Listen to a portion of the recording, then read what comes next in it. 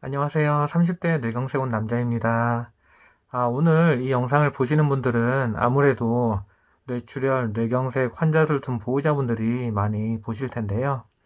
먼저 영상을 시작하기 전에 오늘도 이 족같은 병 때문에 속이 문드러지고 계실 보호자분들께 심심한 위로의 말씀을 드리겠습니다.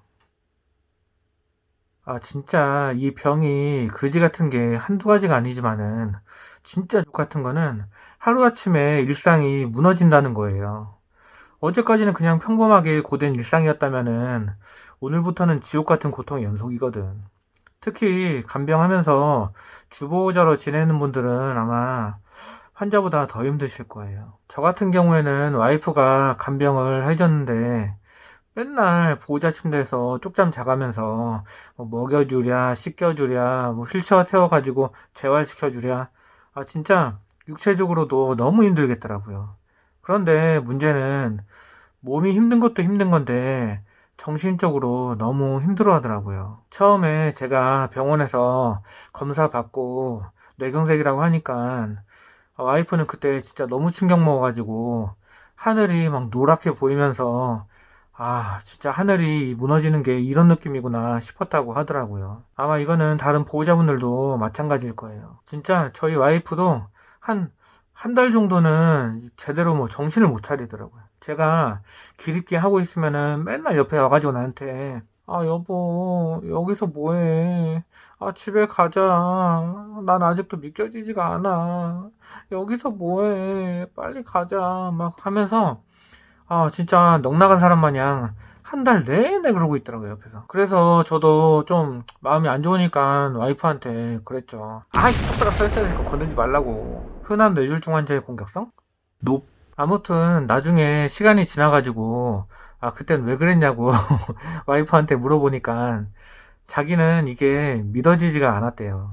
진짜 이 상황이 몰래카메라였으면 싶고 뭐 의사들이랑 짜고 나를 속이는 건가 싶기도 하고 맨날 시켜주면서도 진짜 이게 현실이 맞는 건가 싶었다고 하더라고요. 그리고 맨날 제가 웃고 있으니까 더 헷갈렸다고 하더라고요. 사실 제가 아프기 전에는 결혼을 하긴 했는데 맨날 맞벌이 하느라고 이렇게 뭐 하루 종일 둘이 붙어 있는 시간이 많지는 않았거든요.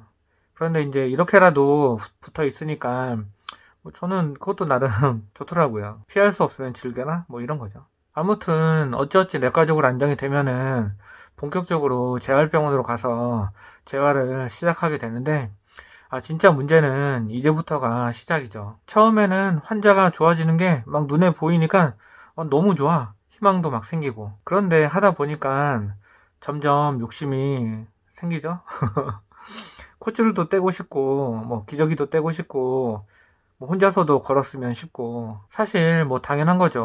뭐 어찌 보면 당연한 건데 그러다 보니까 문제가 뭐냐면은 마음이 조급해져. 처음에는 우리 환자도 좋아지는 것 같더니 한 두세 달 지나니까 이게 뭐 좋아지고 있는 건지 많은 건지 뭐 별로 티도 안 나고 재활에도 골든타임이 있다는데 뭐 빨리빨리 안 좋아지면은 뭐 당장 큰일 날 것 같고 막 걱정도 되고 막 그런 거죠. 그래서 조금이라도 뭐 도움이 될까 싶어가지고 환자한테 좀 알려주고 이것 좀 해보라고 하면은 맨날 뭐 잔소리 한다고 막 승질이나 내고 막 환자 말도 더럽게 처먹지도 않고 거기다가 뭐 의지까지 없으면은 와 진짜 이거는 미치는 거예요 진짜. 그 와중에 병원비 생활비는 뭐 꼬박꼬박 나가고 만약에 뭐 간병인까지 둬야 하는 상황이면은 진짜 답도 안 나와. 월 500은 그냥 깨지죠. 그러다 보니까 몸도 힘들고 마음도 힘들고 경제적 압박까지 하니까 진짜 보는 내가 다 숨이 턱턱 막혀가지고 환자는 하다가 힘들면은 보호자한테 쏟아내면은 뭐 그만이지만은 보호자는 이건 뭐 어디 가서 하소연할 것도 없고 환자 본인은 또 얼마나 힘들까 싶어가지고 맨날 속으로만 끙끙 앓다가 또 한 번씩 폭발하면은 죄책감만 오지게 들고 진짜 정신병 걸린다니까. 없던 병도 생길 것 같아. 이게 점점 시간이 갈수록 마음의 여유는 없어지고 다른 환자들도 걸어다니는 거 보면은 또 그게 그렇게 부럽고 우리 환자도 더 열심히 해가지고 했으면 좋겠는데 하면서 자꾸 비교하게 되니까 또 자꾸 잔소리하게 되고 그러다 보니까 환자랑 마찰만 생기고 그런데 그거 아세요? 병원에서 재활받다가 한 번씩 큰 소리 나는 거 보면은 진짜 죄다 뭐 환자랑 보호자밖에 없어.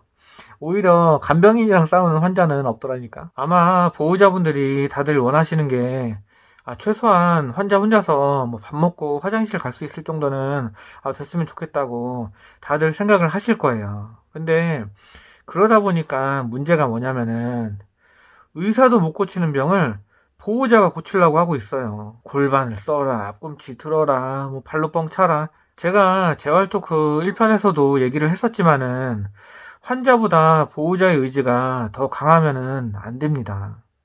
환자의 의지가 강해야 하는 것도 물론 중요하지만은 아무리 환자의 의지가 강해도 보호자가 그것보다 더 강해버리면은 오히려 역효과가 난다는 얘기예요. 보호자가 자꾸 간섭하면은 오히려 반발심만 생기고 집중도 안 돼서 재활에 역효과만 납니다.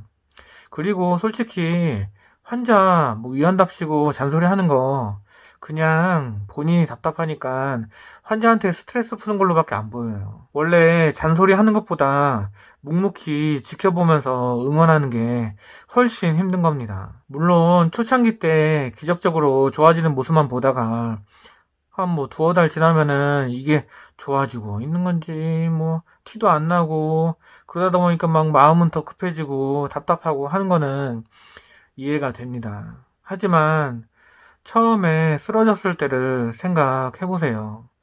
제발 막 살아만 달라고 펑펑 울던 그때를. 솔직히 보호자는 환자 목숨 살려놨으면은 거기서부터는 환자가 이겨내야 될 문제예요. 어떻게든 뭐 사람 만들어 보겠다고 아둥바둥 될수록 점점 본인만 더 힘들어질 거예요. 그리고 환자를 진짜로 독립시키고 싶으면은 사냥감을 가져다 주려고 하지 말고 사냥하는 법을 스스로 깨닫게끔 해야 되는 거예요.